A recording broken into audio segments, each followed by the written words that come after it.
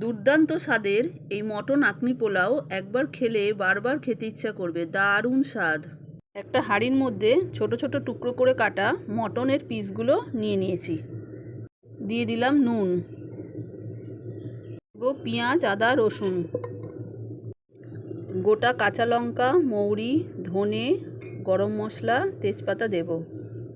এইবার জল দিয়ে ভালো করে সেদ্ধ করব।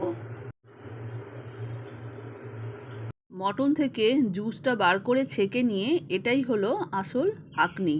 এটা দিয়েই পোলাওটা এবার রান্না করব। সেদ্ধ মটনের টুকরোগুলো আলাদা করে তুলে রেখে কষিয়ে নিতে হবে।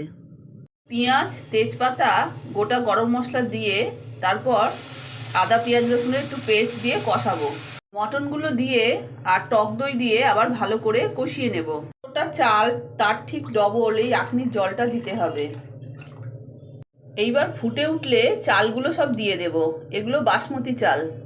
ভেজানো কেশর এর মধ্যে দিয়ে দেব। অল্প পোলাও মশলা এর মধ্যে একটু দিয়ে দেব। ঘি ছড়িয়ে দেব। পেঁয়াজ ভাজাগুলো দিয়ে 10 মিনিট ঢাকা দিয়ে রেখে দিতে হবে। দারুণ স্বাদের মটন আঁকনি পোলাও একদম সহজে চটপট রান্না হয়ে গেল।